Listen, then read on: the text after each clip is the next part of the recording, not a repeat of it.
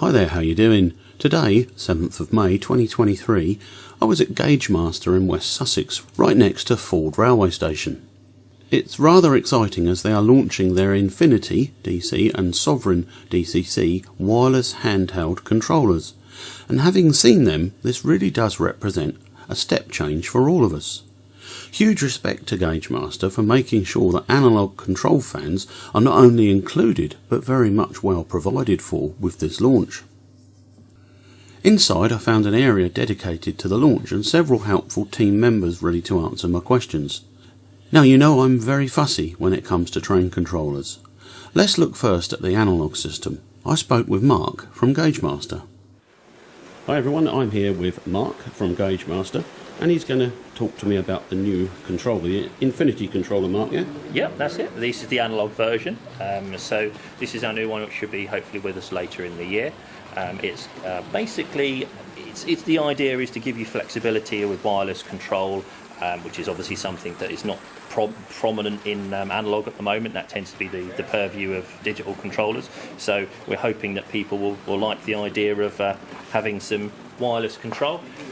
We've got the basically what you have is you have a base unit which comes with a handset, which This is a prototype handset. This is the prototype handset, 3D printed and everything. But the real thing will look like that. The style of this will be it will be this. This is a working prototype. Yep, this will be how it is as far as size and weight and stuff. Yep. So you've got the handset here. You've got obviously got the normal spinning dial for your throttle control and any selections on the menus. Your normal sort of buttons at the bottom, which people will be more familiar with if they have seen digital controllers. But this is what operates your accessories and selects which track you're operating. So the accessories you're on about are like points and points, that sort of thing. Yeah, again, it's one thing that people have not really had in their hand. It's predominantly from a digital point of view, so it's nice to have that. All in one place now. So basically, all you have is, as you would have normally, you would do your throttle dial, which you just. I'm not sure how you're seeing that there, but yeah, it's just Yeah, you've got a percentage readout there, which goes in 0.1 steps, I noticed. Yes, it's quite a fine control. This obviously allows, when you're putting it into the sort of yard or shunting mode, it gives you quite fine control on the sort of the speed of the smaller locos and everything else like that. The control itself is an intelligent sensor encoder control. It detects how fast you're turning the knob and adjusts the train speed accordingly. It ranges from 0.1 steps upwards, but this will be a very useful function if you want to increase speed more quickly. So most locos won't get much faster than what we've got them running at here, but that will vary on the loco's age and everything else like that, as it would do normally. So you've got the options to switch track. So while the one's running, so you set one up running. So this is on track. What are we going to run? We're running the Scot and so it's A4, aren't we? Yeah, that's it. So currently we're on the Scotsman. Okay. So as you can see, both are running currently. Both running. Yeah. So you've got there. So I can bring the Scotsman to a stop. There he goes. And completely to a stop, and the mallard's still running round under its original throttle setting. Yeah, all on one handset. Yeah, all on one handset. All you just do is you just press the button, and it changes to track 2 at the top and tells you what that loco's doing. We've got how much amps it's pulling, obviously what its running speed is, and any other settings for your battery power and your Bluetooth connections and stuff at the top there. Right. The handset is not a Wi-Fi or a mobile signal or anything like that. It uses Bluetooth to the base unit. So yeah, from that point of view. Nice to have the current meter in there as well. It's very handy. Yeah, I mean, especially if you've got older locos and stuff that you want to keep a monitoring on, or if it's something like you're using this for the larger scale locos that you might be getting close to the limit on what you're... Which is 1.5 we just established. Yeah, that's it. Amps. Yeah, so for this O-gauge, your smaller locos, your Dapol Terriers and stuff, you'd probably be all right. Fine, but other than that, you'd be starting to get a bit close to... So how do we change over to drive the Mallard now? Then? Right, so we've switched to track 2, so literally just to switch between the tracks, you're just pressing the buttons and it should just changes the display at the top there to track 2. We're on track 2. So we're on track 2 now, which is running around currently with its throttle setting. So we're trundling there. So basically we've got there, we've just literally just turn the dial down to the left, and as it runs down, Mallard we just come to a stop. So we've got... So you've basically got... So you set one up running.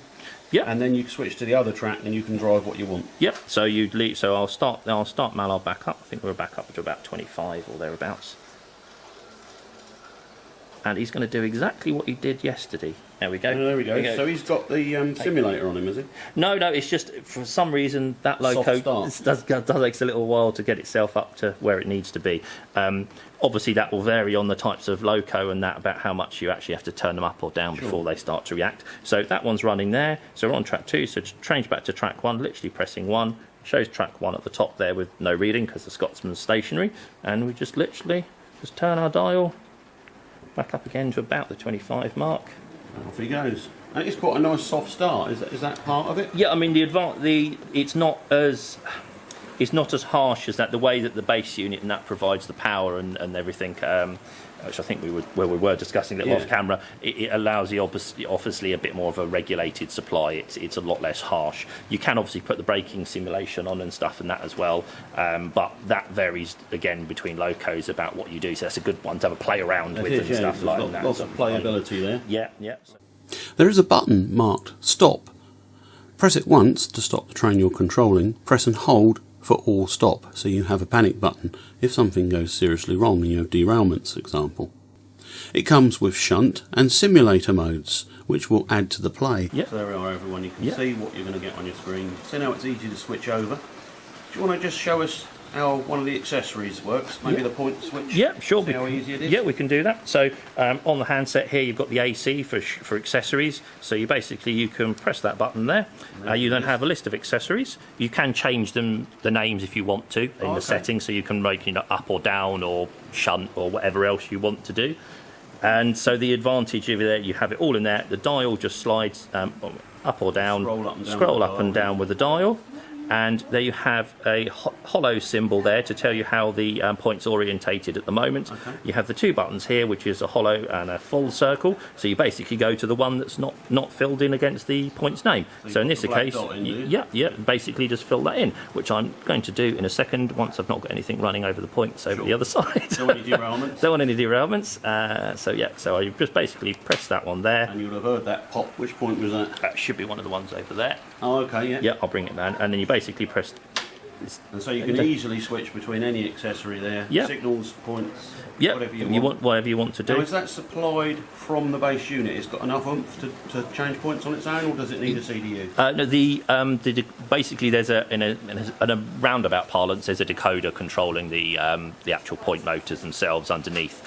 So it has a CDU built into it. So this will provide enough. It's got enough to do it. So you don't need to go buy an extra bits. If you have a decoder to operate the points or a control unit to operate the points, it has the CDU built into it. So more viewers are going to be very interested in the Duo unit, I would imagine.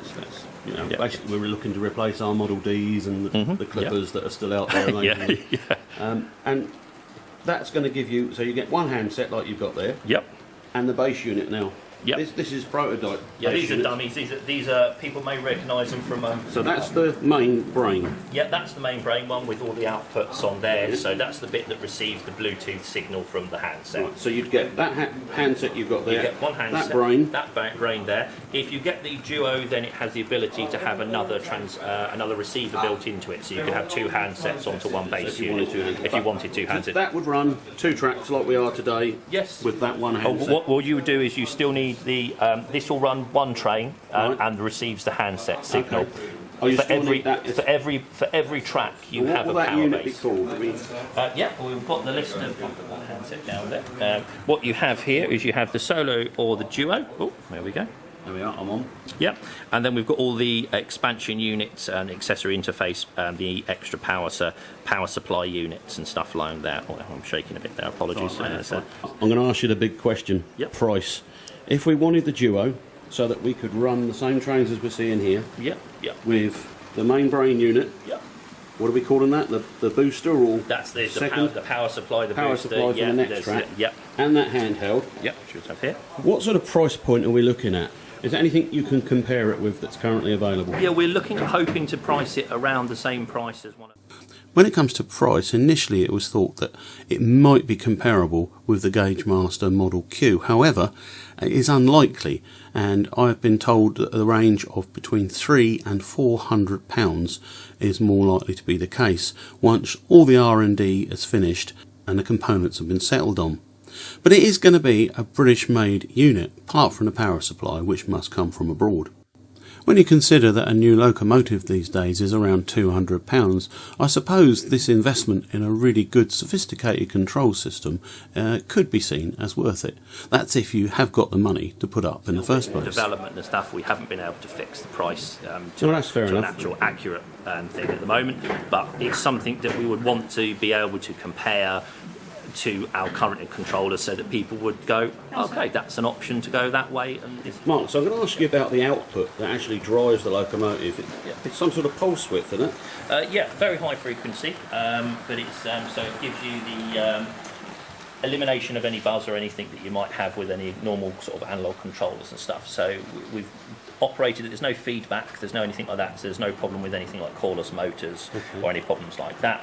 But it's there to mimic the high frequency outputs that you get with so some more technically aware will know that Gaugemaster, W, Q, all of them use 100 Hz unsmooth DC, and when you slowly start them you can hear a little bit of a buzz, but you don't on these.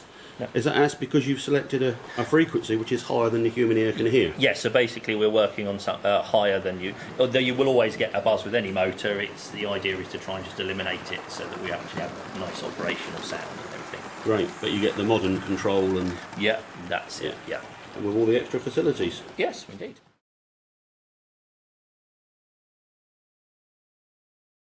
Okay. Right, everyone, I'm now with Pat, who's going to explain to me the DCC version of the controller. Hiya, Pat. Morning, yeah, so, okay, right, so at the top, of course, we've got the ammeter, so we can see exactly what power is being drawn at any particular time. I've got 3 locos sat on there at the moment, so that's basically just the resting current, as it were. You've also got up here, obviously, the time, battery life, etc. So, right, let's give it a whirl. So, we've added this loco, which is the Norfolk Southern, the black one here. Righto. So basic control is turn the dial, off she goes.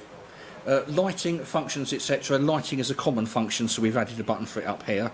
Just tap it and you'll get a visual indication there, and it also shows you function 0 is also come on. Again, that's normally on function 0, so you can press that button instead if you prefer. Very simple control. I've heard about. Yeah, just basically just press the button for the function you want. Yeah, so to get to higher number functions, you can see up here it's got F0 to F9. If I press that button, it starts flashing. If I press that 1, it'll then move me on to functions 1 to 10 to 19 rather.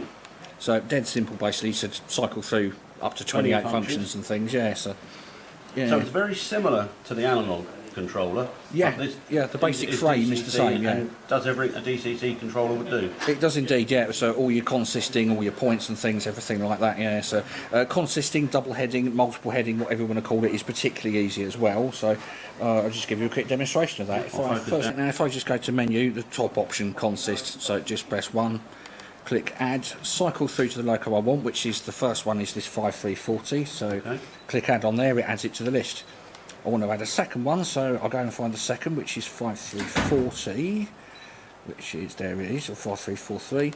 Add it, and there we go, and that's the 2 I've got on there. That's the 2 ready to go. Yeah, so, right, if I now move back to the main screen using the back button, again you can see both locos in there, but at the moment both set with the same direction. Of course, these are set in opposite directions because they are running as a sort of a top and tail pair. If I press the menu button, I can then press 4 to edit the consist. I can then use the dial to choose either of the locos, and I can basically press this button here and it will reverse the direction of the second loco. So now they're both going to go both the same way. Exactly, yeah. So if I now press back out of there, we can now see on the screen that both the locos are running in different directions. Simple as that, off we go. There they go. Of course, if you've got different locos, you might have one normal loco, one sound loco. If that's the case and you just want to control functions on one particular loco, pressing this button chooses between which loco you're actually talking to. And you can see if I'm in control here of the lead loco, 5340, you can see function 0 is lit because I've got the lights on the front. I don't want the lights on the back loco because of course it would be pointlessly shining at the back of the front loco. So. But of course if I then stop the loco and reverse the directions of them, of course that now means that it's now the back loco that's got the headlights on. I don't want that, of course, so what I can do there is turn off the lights on that one, cycle to the other loco, turn the lights on that one. So now I've got the lights on the cab on the front loco. You're almost selling me DCC. And it's simple as that. That looks really good. It's a lot easier than a lot of previous or other controllers' attempts at doing double heading. So how am I feeling about this new system? Well, I do think it's likely to come in at a price that will make many think twice, but that said, it will really change things for the analogue modelers. All of your accessory switches on the handheld unit control 2 trains, initially, all off one handheld. The ability to extend on up to 10 tracks by adding more power units. The control that goes to the motor has been sensibly done with high frequency pulse width modulation, no doubt the same as is used by DCC chips to run fitted locos. No feedback, tested on many motor types from Z to O. Gaugemaster seem very proud of this product, and it's really nice to be let in at this late development stage. The units could be in our shops by the end of this year, and I'll certainly have to consider it when it comes out. For me, the ability to move up to 50 metres away from the base unit with no wires would be an absolute godsend.